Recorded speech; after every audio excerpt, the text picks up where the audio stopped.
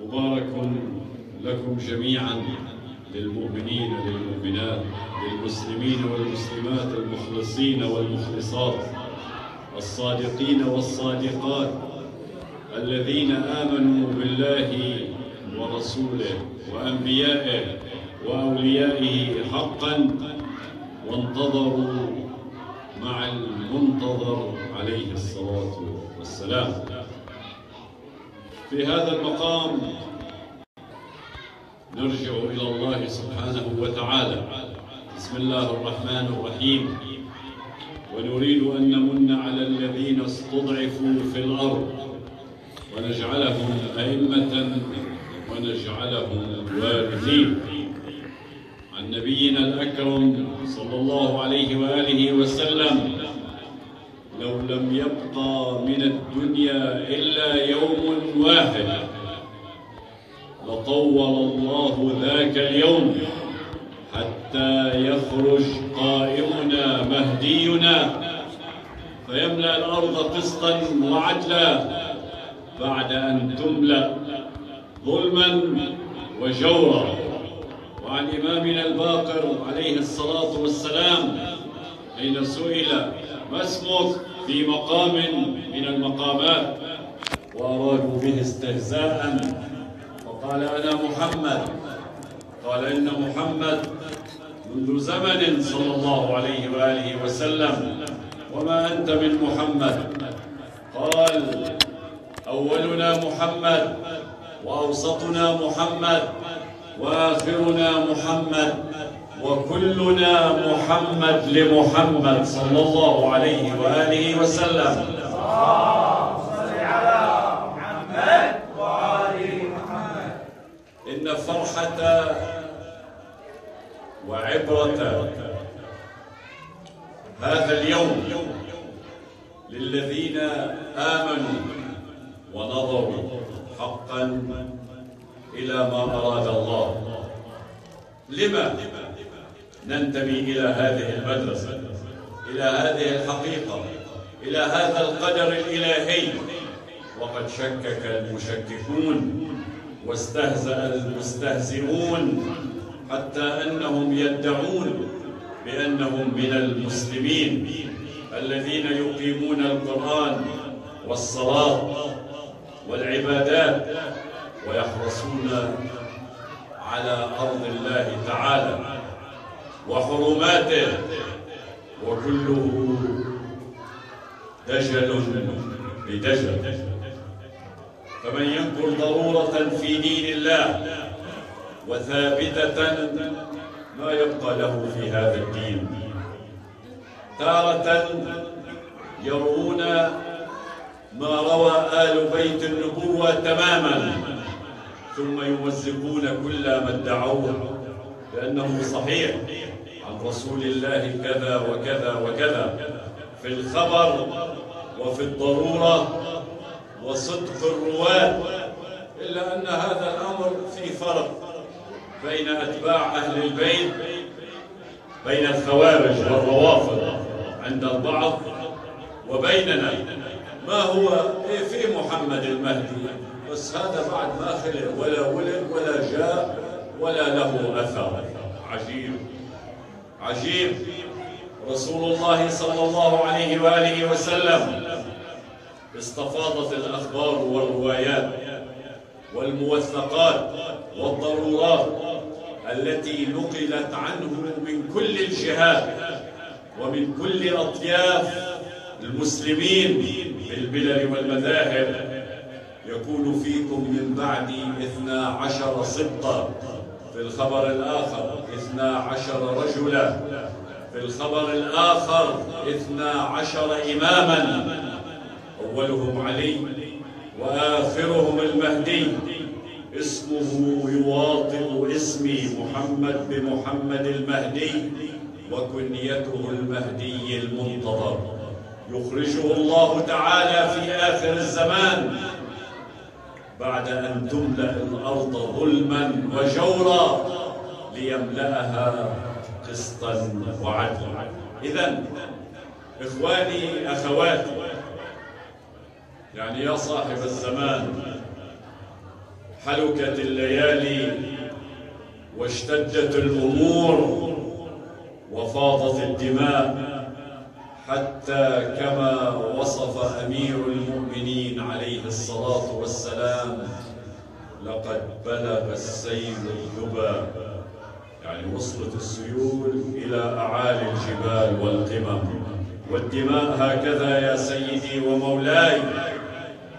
لكن لنلتفت بدقة إلى الرواية والخبر وما أخبرنا رسول الله صلى الله عليه وآله وأئمتنا عليهم الصلاة والسلام: بعد أن تملأ ظلما وجورا، بدأ تطفح على الآخر.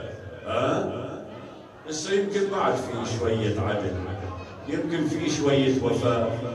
دينك 100 دينار، 100 دولار، 100 درهم في أمانة وذمة وضمير، بعد بتلاقي 1 2 10 ألف مليون، الله يزيدهم المخلصين المؤمنين بيأدوا الأمانات.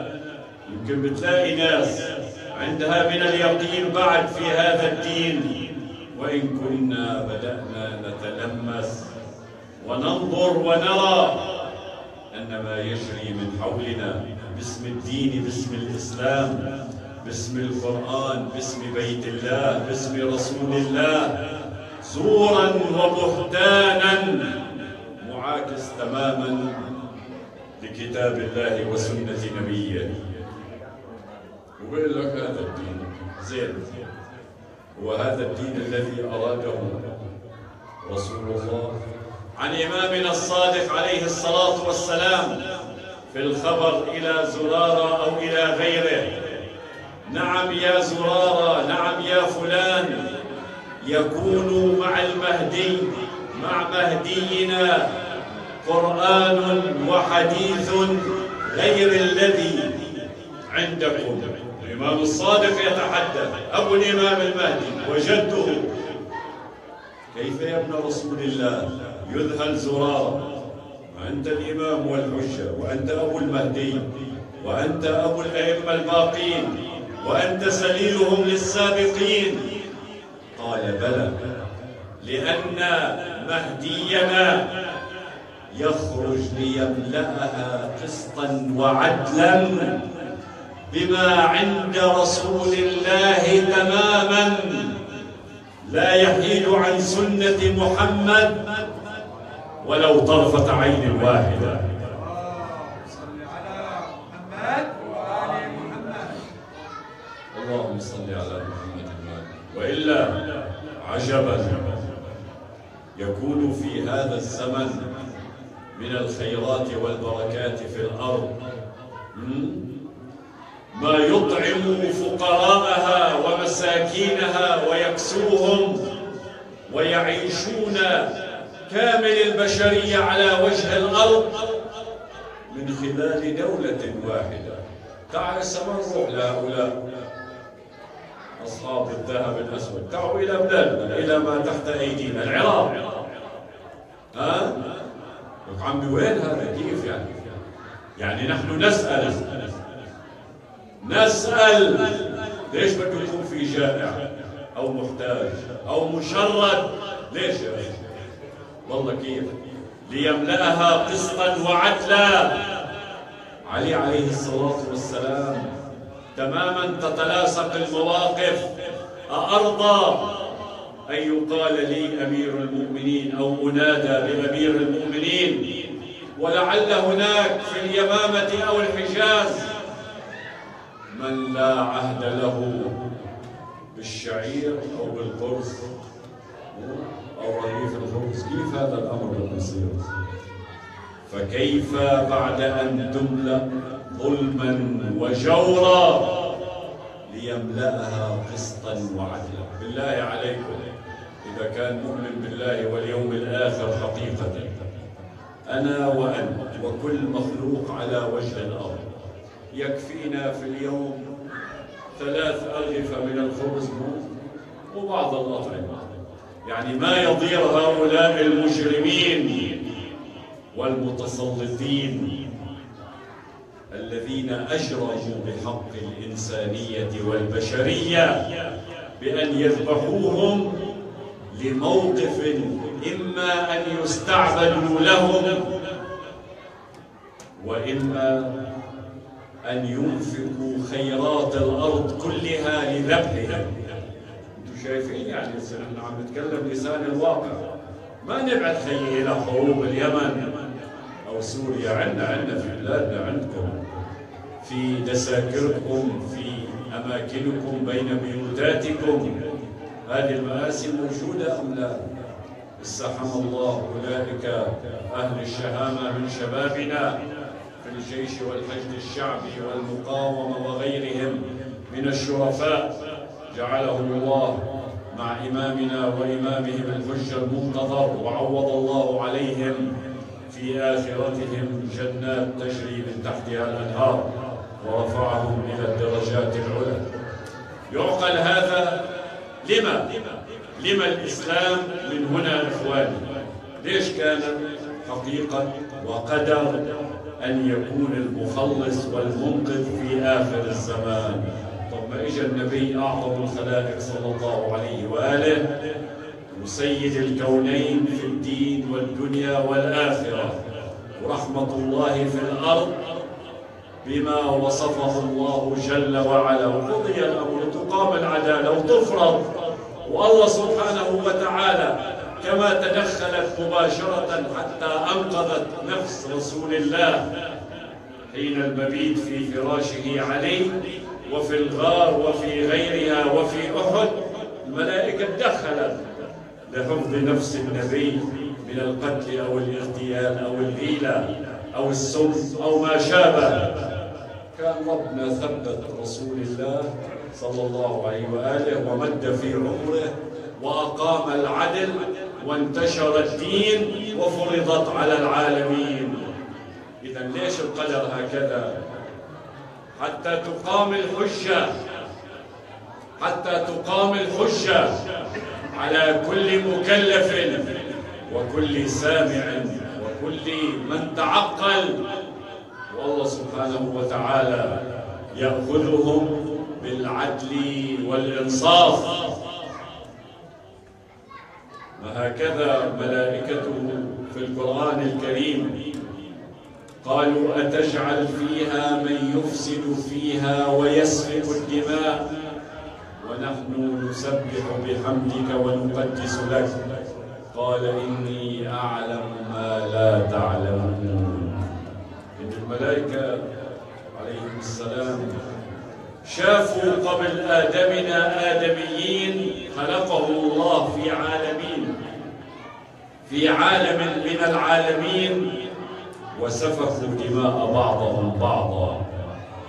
إن تساءلوا عندما خلق الله آدم وأمره بالسجود وأمر الملائكة بأن يسجدوا له، فسألوا ربهم يا رب، يعني هذا مثل هذاك بده يسفك الدماء ذريته لبعضهم بعضا، كما قال إمامنا الصادق عليه الصلاة والسلام أجل إن قبل آدمكم هذا أو آدمنا هذا آدميون.